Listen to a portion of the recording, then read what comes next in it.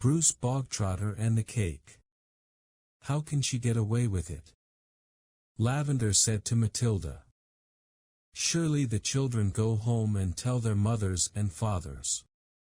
I know my father would raise a terrific stink if I told him the headmistress had grabbed me by the hair and slung me over the playground fence.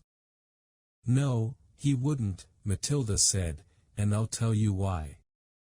He simply wouldn't believe you. Of course he would. He wouldn't, Matilda said. And the reason is obvious. Your story would sound too ridiculous to be believed. And that is the Trunchbull's great secret. What is? Lavender asked. Matilda said, never do anything by halves if you want to get away with it. Be outrageous.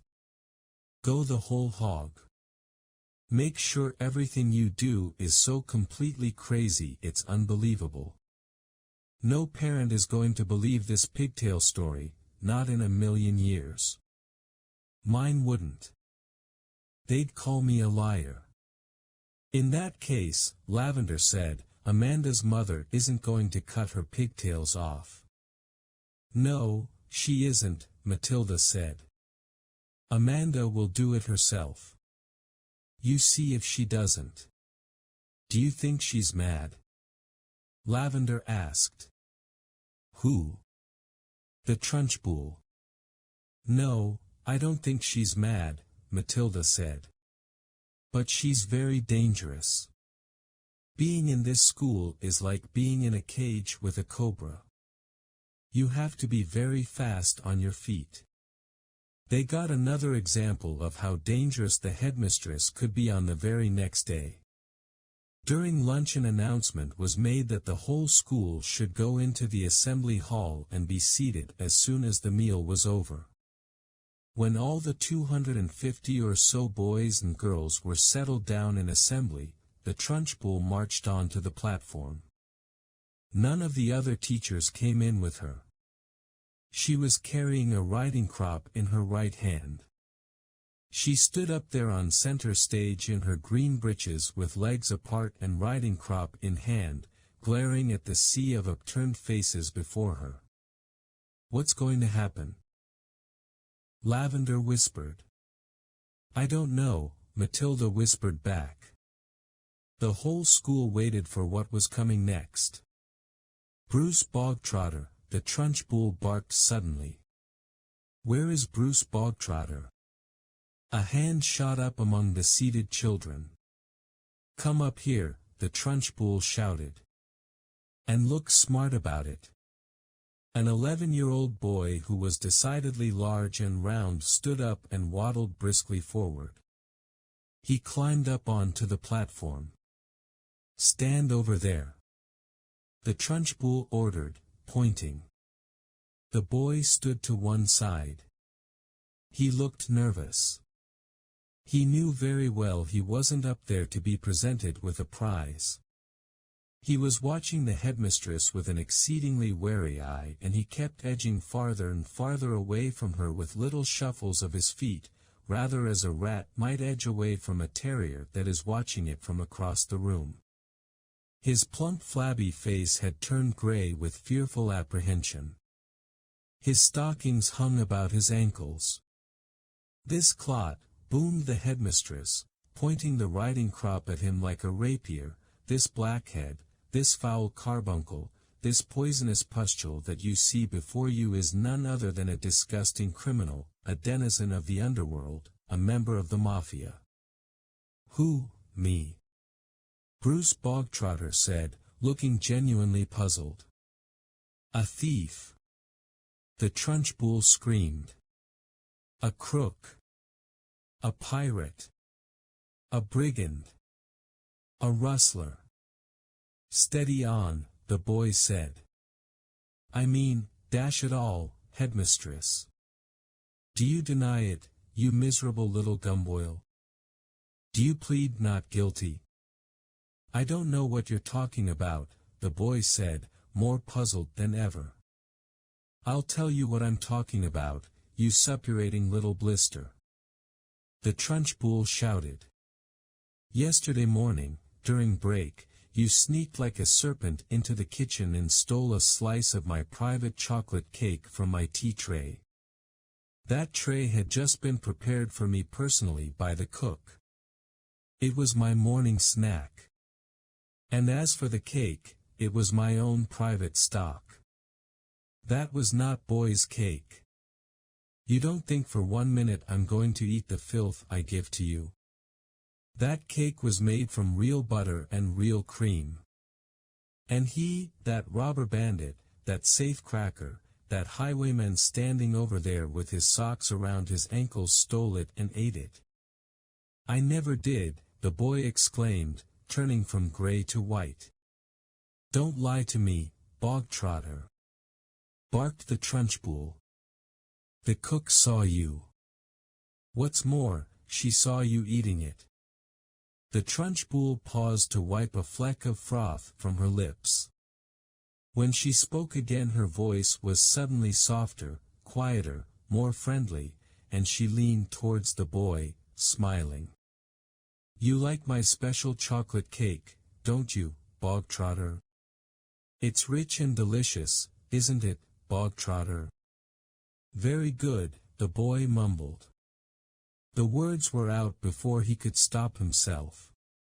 You're right, the Trunchbull said. It is very good. Therefore I think you should congratulate the cook.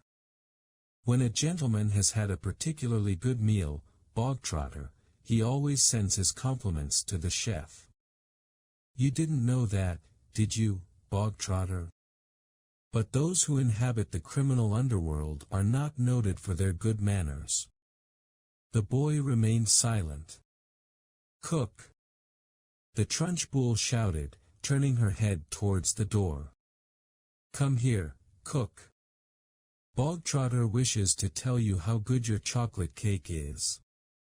The cook, a tall shriveled female who looked as though all of her body juices had been dried out of her long ago in a hot oven, walked onto the platform wearing a dirty white apron. Her entrance had clearly been arranged beforehand by the headmistress. Now then, Bogtrotter, the Trunchbull boomed. Tell cook what you think of her chocolate cake. Very good, the boy mumbled. You could see he was now beginning to wonder what all this was leading up to. The only thing he knew for certain was that the law forbade the Trunchbull to hit him with the riding crop that she kept smacking against her thigh. That was some comfort, but not much because the Trunchbull was totally unpredictable. One never knew what she was going to do next. There you are, cook, the Trunchbull cried. Bogtrotter likes your cake. He adores your cake. Do you have any more of your cake you could give him? I do indeed, the cook said. She seemed to have learnt her lines by heart. Then go and get it. And bring a knife to cut it with. The cook disappeared.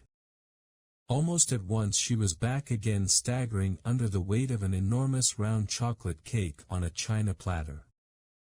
The cake was fully 18 inches in diameter and it was covered with dark brown chocolate icing. Put it on the table, the Trunchbull said. There was a small table center stage with a chair behind it.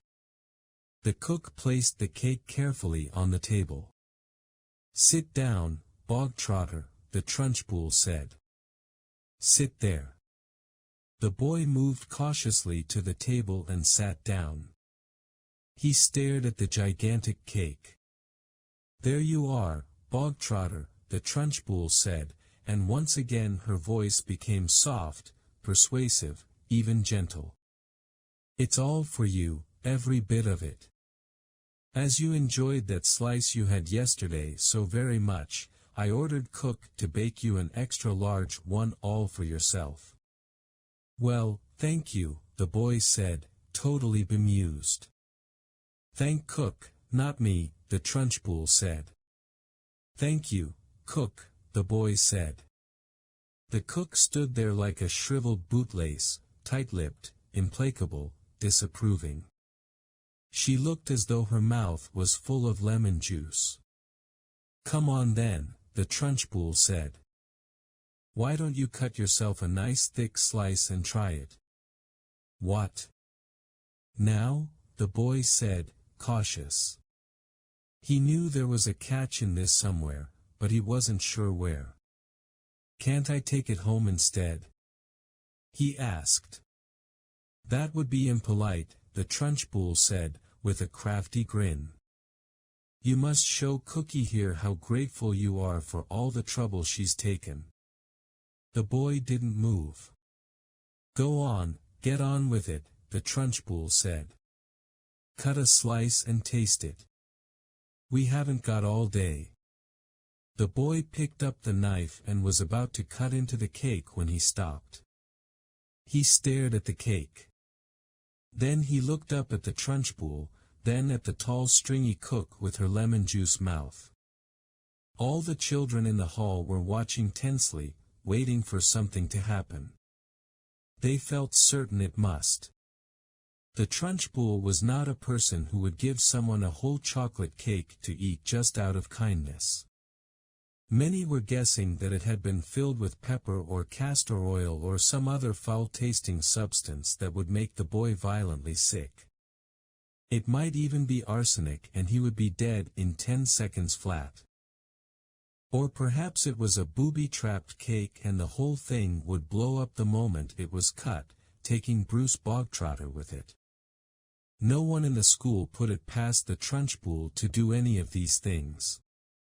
"I don't want to eat it," the boy said. "Taste it, you little brat," the Trunchbull said. "You're insulting the cook." Very gingerly the boy began to cut a thin slice of the vast cake. Then he levered the slice out. Then he put down the knife and took the sticky thing in his fingers and started very slowly to eat it. "It's good, isn't it?" the Trunchbull asked. "Very good," the boy said, chewing and swallowing. He finished the slice. "Have another," the Trunchbull said. "That's enough, thank you," the boy murmured. "I said have another," the Trunchbull said, and now there was an altogether sharper edge to her voice. "Eat another slice. Do as you are told." "I don't want another slice," the boy said. Suddenly the Trunchbull exploded. "Eat," she shouted, banging her thigh with the riding crop. "If I tell you to eat, you will eat. You wanted cake. You stole cake. And now you've got cake. What's more, you're going to eat it. You do not leave this platform and nobody leaves this hall until you have eaten the entire cake that is sitting there in front of you. Do I make myself clear, Bogtrotter? Do you get my meaning?" The boy looked at the Trunchbull. Then he looked down at the enormous cake. "Eat. Eat. Eat," the Trunchbull was yelling. Very slowly the boy cut himself another slice and began to eat it. Matilda was fascinated. "Do you think he can do it?" she whispered to Lavender. "No," Lavender whispered back. "It's impossible. He'd be sick before he was halfway through." The boy kept going. When he had finished the second slice, he looked at the Trunchbull, hesitating. "Eat," she shouted. "Greedy little thieves who like to eat cake must have cake. Eat faster, boy. Eat faster. We don't want to be here all day. And don't stop like you're doing now. Next time you stop before it's all finished you'll go straight into the chokey and I shall lock the door and throw the key down the well." The boy cut a third slice and started to eat it. He finished this one quicker than the other two, and when that was done he immediately picked up the knife and cut the next slice. In some peculiar way he seemed to be getting into his stride. Matilda, watching closely, saw no signs of distress in the boy yet. If anything, he seemed to be gathering confidence as he went along. "He's doing well," she whispered to Lavender. "He'll be sick soon," Lavender whispered back. "It's going to be horrid." When Bruce Bogtrotter had eaten his way through half of the entire enormous cake, he paused for just a couple of seconds and took several deep breaths. The Trunchbull stood with hands on hips, glaring at him. "Get on with it," she shouted. "Eat it up." Suddenly the boy let out a gigantic belch which rolled around the assembly hall like thunder. Many of the audience began to giggle. "Silence!" shouted the Trunchbull. The boy cut himself another thick slice and started eating it fast. There were still no signs of flagging or giving up. He certainly did not look as though he was about to stop and cry out, I can't eat any more. I'm going to be sick." He was still in there running. And now a subtle change was coming over the 250 watching children in the audience. Earlier on, they had sensed impending disaster. They had prepared themselves for an unpleasant scene in which the wretched boy, stuffed to the gills with chocolate cake, would have to surrender and beg for mercy, and then they would have watched the triumphant Trunchbull forcing more and still more cake into the mouth of the gasping boy. Not a bit of it. Bruce Bogtrotter was 3/4 of the way through and still going strong. One sensed that he was almost beginning to enjoy himself. He had a mountain to climb and he was jolly well going to reach the top or die in the attempt. What is more, he had now become very conscious of his audience and of how they were all silently rooting for him. This was nothing less than a battle between him and the mighty Trunchbull. Suddenly someone shouted, "Come on, Brucey. You can make it." The Trunchbull wheeled round and yelled, "Silence." The audience watched intently. They were thoroughly caught up in the contest. They were longing to start cheering but they didn't dare. "I think he's going to make it," Matilda whispered. "I think so too," Lavender whispered back. "I wouldn't have believed anyone in the world could eat the whole of a cake that size." "The Trunchbull doesn't believe it either," Matilda whispered. "Look at her. She's turning redder and redder. She's going to kill him if he wins." The boy was slowing down now. There was no doubt about that. But he kept pushing the stuff into his mouth with the dogged perseverance of a long-distance runner who has sighted the finishing line and knows he must keep going.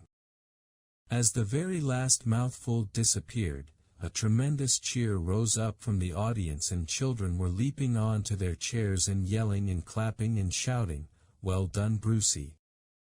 Good for you, Brucey. You've won a gold medal, Brucey." The Trunchbull stood motionless on the platform. Her great horsey face had turned the color of molten lava and her eyes were glittering with fury. She glared at Bruce Bogtrotter who was sitting on his chair like some huge overstuffed grub, replete, comatose, unable to move or to speak. A fine sweat was beading his forehead but there was a grin of triumph on his face. Suddenly the Trunchbull lunged forward and grabbed the large empty china platter on which the cake had rested. She raised it high in the air and brought it down with a crash right on the top of the wretched Bruce Bogtrotter's head and pieces flew all over the platform. The boy was by now so full of cake he was like a sack full of wet cement and you couldn't have hurt him with a sledgehammer. He simply shook his head a few times and went on grinning. "Go to blazes!" screamed the Trunchbull and she marched off the platform followed closely by the cook.